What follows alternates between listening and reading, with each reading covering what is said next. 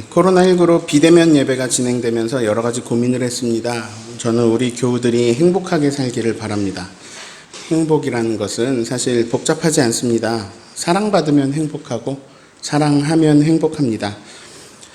아무런 조건 없이, 그래서 내가 무언가를 잘해서가 아니라, 내가 성공을 하고 내가 무언가를 성취해내서가 아니라 그냥 내가 존재하는 것만으로도 사랑받는 것, 거기서 사람은 행복을 느낍니다. 실제로 하나님은 그렇게 아무런 조건 없이 우리를 사랑하십니다. 그냥 있는 그대로 사랑하십니다. 그분은 나로 인해 기쁨을 이기지 못하십니다. 그래서 사람은 하나님의 사랑을 인식할 때, 그 사랑을 진실하게 느낄 때 행복합니다. 코로나의 어려운 상황 속에서도, 비대면 예배 가운데서도 행복해지는 습관으로 나의 인생을 채워가자고 이제 4주간 좋은 습관에 대해 말씀을 나눴습니다. 오늘은 하나님 나라 26번째, 비유 16번째 시간입니다. 오늘 읽은 말씀의 내용은 이렇습니다. 어떤 사람이 아들이 둘이 있었습니다. 작은 아들이 아버지에게 말합니다. 아버지, 제가 받을 몫을, 그 재산을 주십시오. 그러자 아버지는 재산을 두 아들에게 나누어 주었습니다. 며칠 뒤에 작은 아들은 모든 재산을 모아가지고 먼 나라로 떠나버렸습니다. 그런데 거기서 허랑방탕한 생활을 하다가 재산을 다 날려버렸습니다.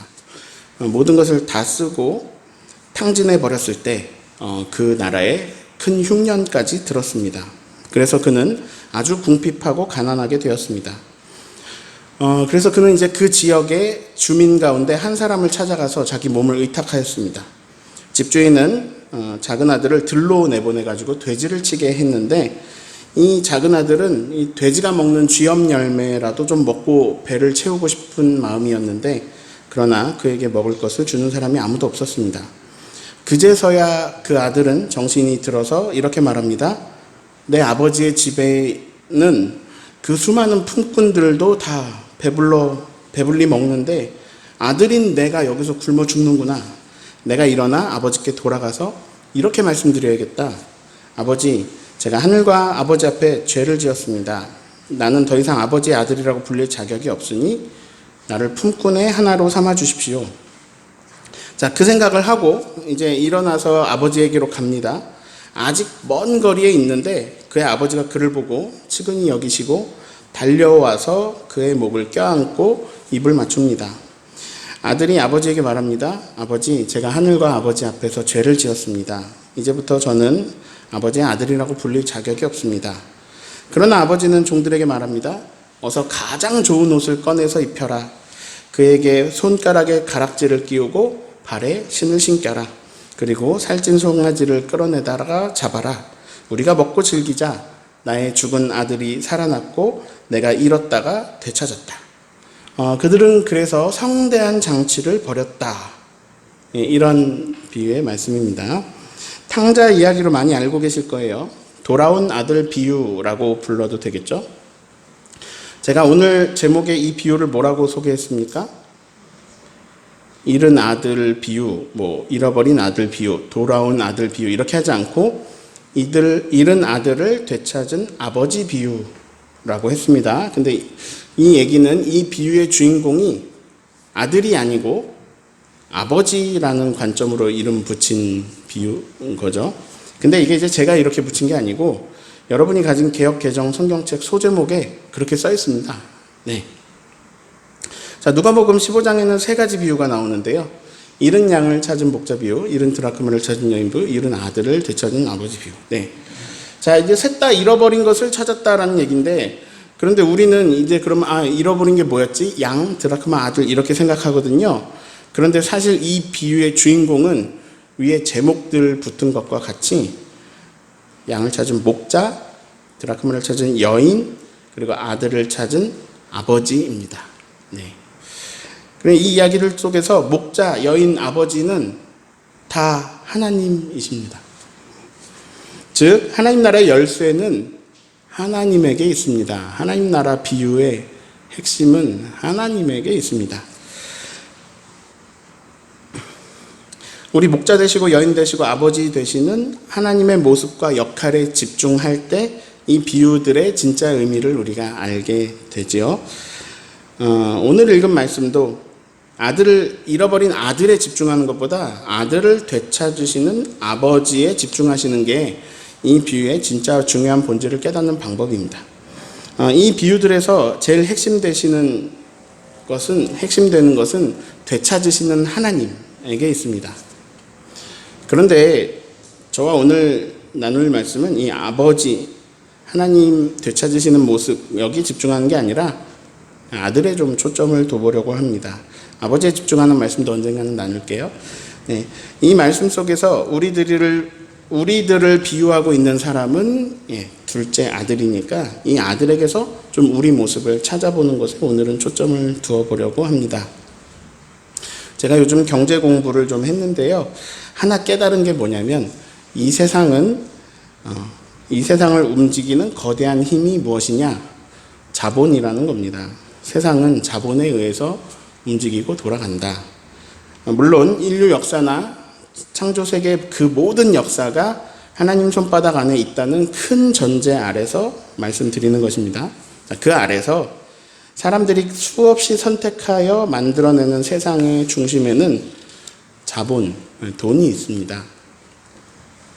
저는 인간 이해가 중요하다고 생각합니다. 저의 목회 상담 교수님이셨던 정태기 선생님은 정태기 교수님 많이들 아실 텐데 그분이 우리에게 항상 이런 말씀하셨어요.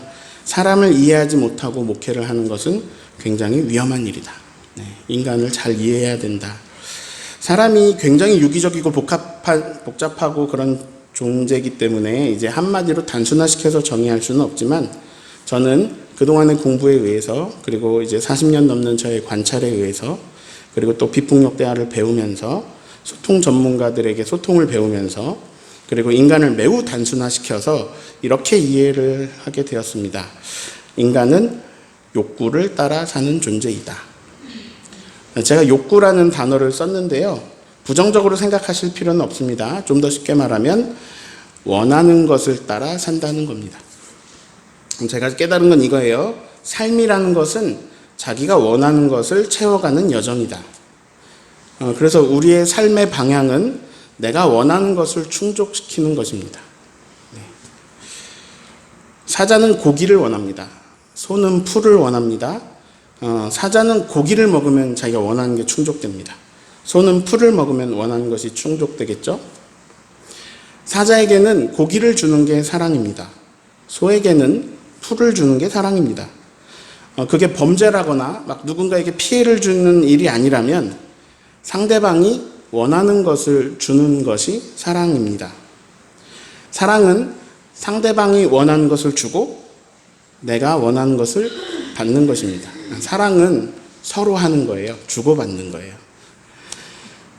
우리는 상대방이 원하는 걸 주는 것도 잘 못하고 내가 원하는 걸 받는 것도 잘 못합니다. 서로 다른 존재들이 다 다르게 창조하셨잖아요. 서로 다른 존재들이 서로 원하는 게 다르기 때문에 그것들을 잘 조율해 나가는 것이 인생입니다. 제가 2주 전에 자기 사랑에 대해서 강조했습니다. 자기 자신을 사랑해야 된다. 저기 세 번째 습관에 나오는 얘기죠. 자기 자신을 사랑해야 된다. 근데 자기 자신을 사랑하는 방법을 알려드렸죠. 다른 사람들의 평가 아무 상관없이 난 내가 좋아. 이렇게 하고 그리고 내가 원하는 게 뭔가 생각해서 그 원하는 걸 충족시켜 주는 겁니다. 난 무엇을 원하지? 잘 생각해 보시고 그것을 채워주시면서 사세요. 그게 자기 사랑하는 방법입니다. 그런데 다른 사람을 사랑하는 방법도 무척 중요합니다. 사자에게는 고기를 주는 게 사랑이죠. 사랑은 상대방이 원하는 것을 주는 겁니다. 그런데 우리는 내가 원하는 것을 주면서 사랑을 주고 있다라고 착각합니다. 우리는 사랑에 서툴러서요. 자기 방식으로 사랑합니다. 나는 소니까 내가 풀을 좋아해요. 그래서 막 내가 아끼는 풀을 사자에게 아낌없이 줍니다. 이건 내 방식대로 사랑한 거죠. 근데 그러고 나서 사자가 기뻐하지 않는다고 서운해하고 삐져버립니다. 우리가 이렇게 사랑에 서투른 거죠. 내 방식대로 내가 내 사랑을 하는 거예요. 자, 사랑을 잘 하려면 상대방이 무엇을 원하는지 알아야 됩니다. 그리고 또 내가 무엇을 원하는지 잘 알아야 돼요. 그래야 내가 원하는 걸 받죠. 이것을 서로 말을 잘하는 게 소통을 잘하는 것이고, 네, 그 방법이 비폭력 대화입니다. 자, 여기까지 정리를 해볼게요. 삶이라는 것은 내가 원하는 것을 충족시켜가는 여정이라고 했습니다. 누구나 자신이 원하는 걸 충족시키려고 애쓰고 있습니다. 그리고 그게 충족이 잘 안 될 때 우리는 불만이 생기기도 합니다. 저는 오늘 이 잃어버린 아들에 대한 이야기에서 두 가지 단어를 생각해 보고자 합니다. 하나는 먼 나라이고 하나는 재산입니다. 자, 이 둘째 아들이 한 행동을 요약해 볼게요. 아버지에게 재산을 받아서 먼 나라에 갔다. 자, 질문할게요. 왜 이런 행동을 했을까요? 한 가지 따로 질문하는 게 좋을 것 같습니다. 자, 왜 먼 나라에 갔을까요? 전 이렇게 생각합니다. 먼 나라에는 아버지가 없다. 네. 먼 나라에는 참견하고 잔소리하고 할 사람이 없는 거죠. 또 하나. 자, 그럼 왜 재산을 받아갔을까요? 돈이 있어야 살죠. 네. 두 아들 중에서 둘째 아들이 좀 더 똑똑한 것 같아요. 때가 되면은 아버지가 자기에게 무언가를 물려줄 거를 알고 있습니다. 그 재산이 언젠가는 모르겠지만 언젠가 내게 된다라는 걸 알고 있는 거죠. 그런데 어차피 나중에 내 거가 될 게 좀 더 빨리 내 것이 되면 얼마나 좋을까요? 그래서 아버지에게 가서 당당히 요구합니다. 제 몫을 주세요. 그랬더니 아버지가 쿨하게 주십니다. 어머, 이렇게 좋을 수가. 이 재산을 가지고 먼 나라로 가버린 거죠. 제가 재산이라는 단어를 고른 이유는 돈이 가진 힘 때문입니다. 저는 여태까지 살면서 돈을 싫어하는 사람을 한 명도 못 봤습니다. 모든 사람이 다 돈을 좋아하더라고요. 우리는 돈을 좋아하는데 티는 내지 못하도록 교육을 받았어요. 그러나 다 돈을 좋아합니다. 자, 왜 그럴까요? 여러분 왜 돈 좋아하세요? 여태까지 한 이야기가 관련이 있어요. 삶이라는 것은 우리가 원하는 걸 충족시켜가는 여정인데요. 돈은 매우 빠르고 쉽게 내가 원하는 걸 충족시켜주기 때문입니다. 그래서 우리가 돈을 좋아해요. 돈이 있으면 내가 원하는 것의 많은 부분을 충족할 수 있습니다. 돈은 나쁜 게 아닙니다. 돈을 나쁜 데 쓰는 게 나쁜 거예요. 돈을 좋은 데 쓰면 돈처럼 좋은 게 없어요. 저는 우리 교우들이 돈이 많았으면 좋겠습니다. 왜냐하면 여러분처럼 좋은 분들이 돈이 많아야 세상이 좋아집니다. 사랑은 상대방이 원하는 걸 채워주는 일입니다. 그런데 돈은요, 사랑의 좋은 도구가 돼요. 내 사랑하는 사람들이 원하는 걸 충족시켜주는데 좋은 도구가 되니까 돈이 많은 건 사실 좋은 일입니다. 나쁜 놈들이 돈을 많이 가져가고 착취하고 그렇게 해서 세상이 이 모양이지, 좋은 분들에게 돈이 많아지는 것은 좋은 일입니다. 그래서 저는 실제로 여러분에게 돈 주시라고 기도합니다. 하나님 돈 주세요. 하나님 우리 교우들 돈 주세요. 네. 근데 이 돈이 생기는 방법이 매우 간단합니다. 자, 아까 이런 말씀을 드렸어요. 사랑은 상대방이 원하는 걸 주고 내가 원하는 걸 받는 거다. 자, 저걸 잘하면 사랑을 잘하는 건데요. 돈도 똑같은 원리입니다. 제가 여기서 몇 글자를 바꿔볼게요. 돈을 번다는 것은 상대방이 원하는 것을 주고 내가 돈을 받는 겁니다. 대가로. 그래서 이제 제가 공부할 때 유튜브 많이 보는데 유튜브에서 이제 부자가 된 사람들의 인터뷰를 많이 봤는데 그 속에서 공통된 방법들을 배웠는데요. 단순히 말하면 돈 잘 버는 사람은요, 사자에게 고기를 줍니다. 그리고 소에게 풀을 줍니다. 근데 돈을 못 버는 사람은요, 내가 원하는 걸 주려고 합니다. 예를 들어서 장난감을 팔아요. 내가 만든 인형이 엄청 좋은 거예요.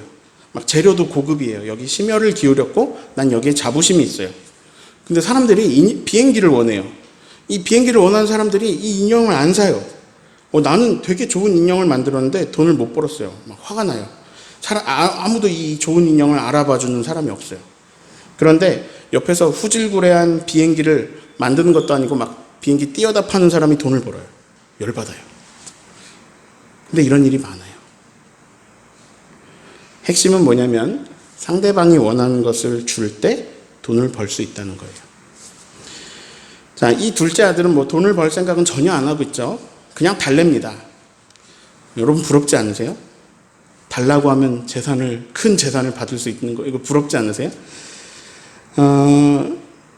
사람들의 행동을 보면 이 사람이 무슨 생각을 하고 있는지가 보이죠. 둘째 아들의 생각이 평소 여러분이 하는 생각하고 다른지 잘 보세요. 나는 이러이러하면 행복할 거야. 나는 돈이 많아지면 나는 행복할 거야. 나에게 자유가 있다면 나는 행복할 거야. 달라요? 먼 나라는 자유를 말하고요. 재산은 돈을 말합니다. 돈이 있고 자유가 있으면 너무 좋겠다. 돈이 있고 자유가 있으면 너무 좋겠다. 이 생각하고 다르세요?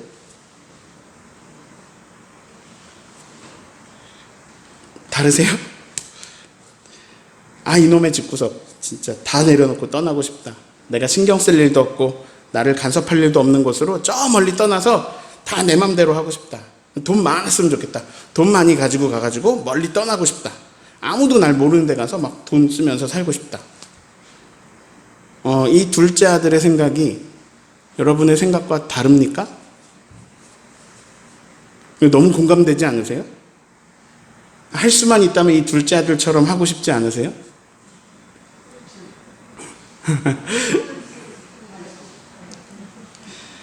근데 이 둘째 아들에게 공감이 안 되는 사람들이 실제로 있다고 해요. 이놈의 집구석, 이런 단어가 생각이 안 나는 사람들이래요. 신기하게도 이런 사람들이 존재한대요. 왜? 왜 집을 떠나? 아니, 집이 이렇게 좋은데? 집에 내가 사랑하는 사람이 다 있는데 우리 집이 얼마나 좋은데 왜 집을 떠나? 이런 사람이 있다고 합니다. 네. 제 예상에 제 아내가 저를 좋아하는 것 같아요. 저는 제 아내가 이러고 있는 것 같진 않아요. 돈을 악착같이 벌고 모아야겠다. 그래서 돈을 많이 가지고 임종철을 피해서 먼 나라로 가면 나는 이제 행복해지겠다. 이런 생각 안 하는 것 같아요. 제 예상이 맞다면 제 아내가 저를 좋아하는 것 같아요. 그래서 저하고 같이 살기를 바라는 것 같아요. 네, 물어보진 않았어요. 상처받을까봐. 네. 네. 진실을 알고 싶지 않아요. 전 이렇게 생각하기를. 네. 방금 설교 다 했어요. 네. 지금 이 내용인데요. 이제는 지금 한 얘기를 풀어드리려고 해요. 자, 이 아버지하고 둘째 아들의 상황을 하나님하고 나의 상황으로 가져가 봅시다. 사탄은 우리를 계속해서 속입니다. 뭐라고 속이냐면요. 너는 하나님을 떠나라. 너는 하나님과의 관계를 끊고 자유해지면 너는 행복해진다. 네가 하나님을 붙잡고 있는 이유는 딱 하나야. 하나님 덕분에 산다고 생각하기 때문이야. 그런데 돈이 있으면 넌 하나님이 없어도 돼.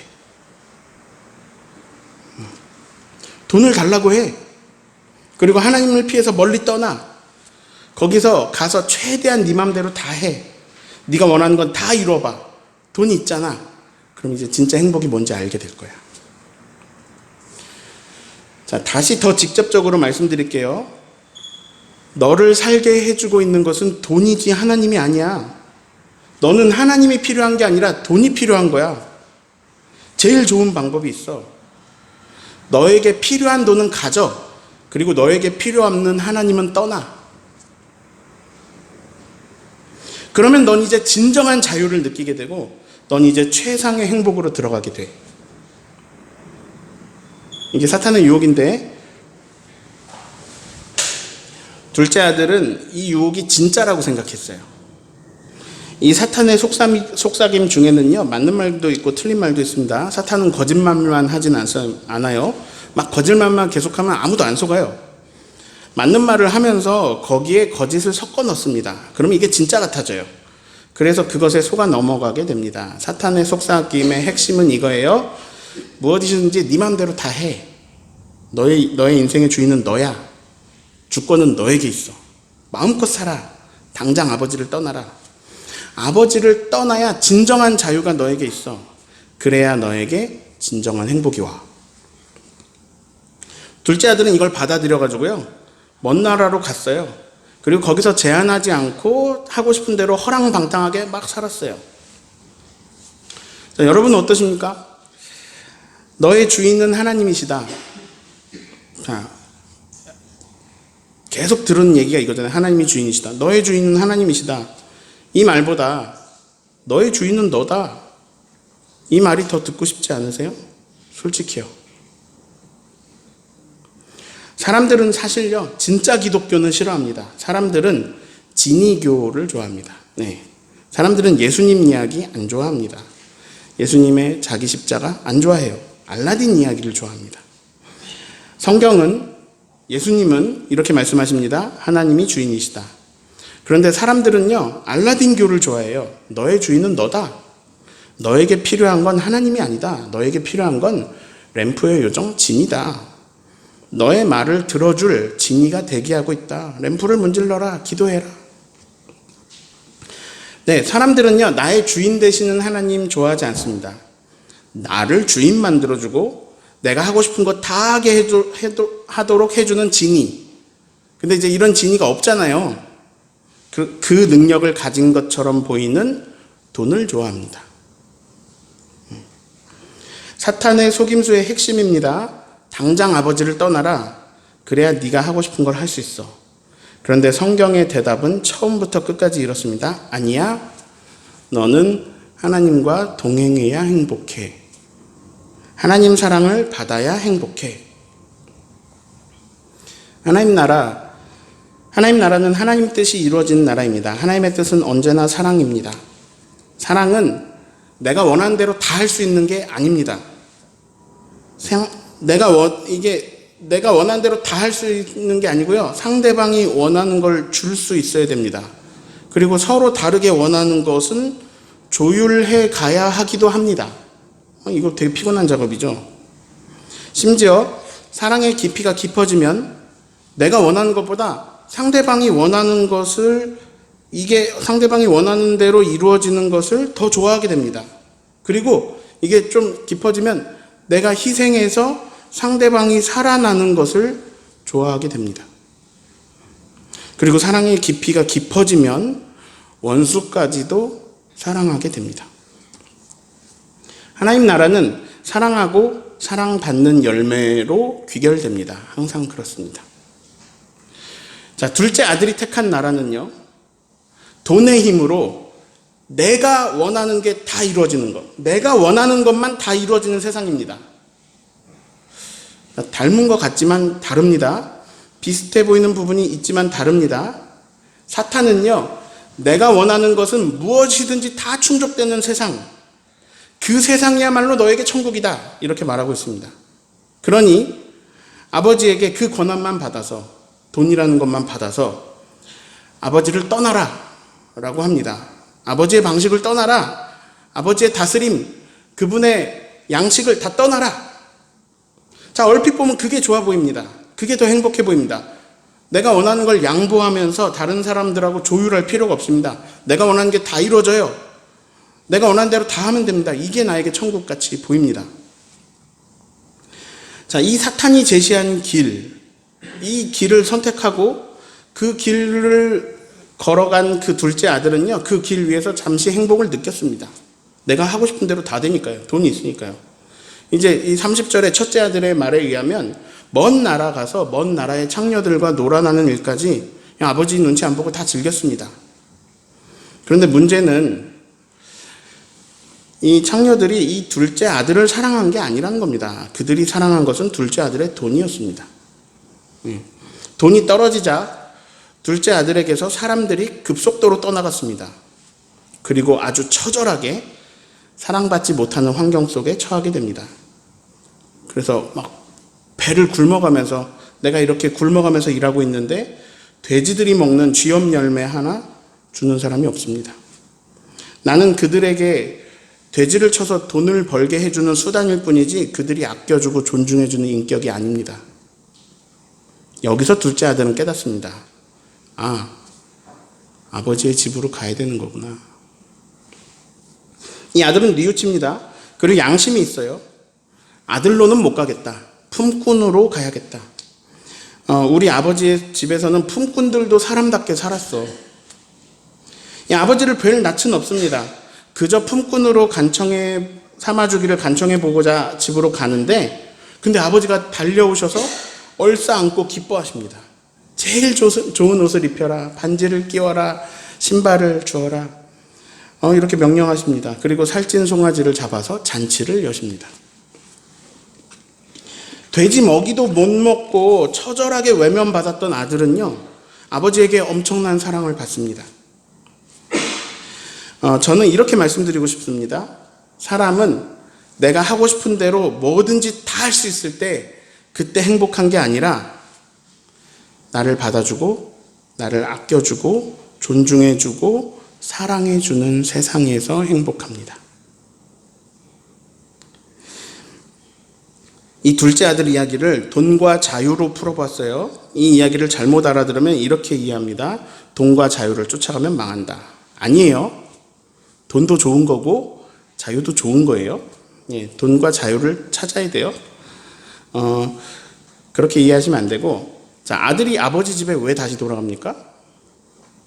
아버지 집은 풍성하거든요. 거기는 품꾼들도 풍성히 먹거든요. 즉, 아들은 아버지 집에 돈이 있다는 걸 알고 갑니다. 아버지 집 가면 돈이 있어요. 즉, 돈을 따라가면 망한다, 자유를 따르면 망한다, 이게 아닙니다. 이 이야기는 이것을 알려줍니다. 진짜 돈과 진짜 자유는 아버지의 집에 있다. 진짜 행복은 아버지의 집에 있다. 그것은 아버지가 주권을 가지실 때 나에게 주어진다. 아버지가 주권을 가지실 때 우리에게 주어진다. 사탄이 속인 것은요, 아버지를 떠나야 그런 것들이 생긴다라고 한 겁니다. 네가 주권을 가져야 너에게 행복이 생긴다, 자유가 생긴다, 돈이 생긴다. 근데 진짜 자유가 있는 나라, 진짜 풍성하고 진짜 풍족해서 부족함이 없는 나라, 진짜 사랑, 진짜 존중, 진짜 행복은 하나님의 주권 속에 있습니다. 하나님이 주인이십니다.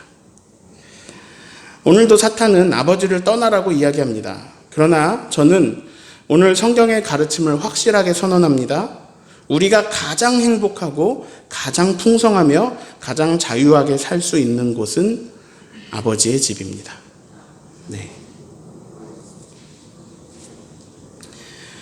여호수아가 이렇게 말합니다. 오직 나와 내 집은 여호와를 섬기겠노라.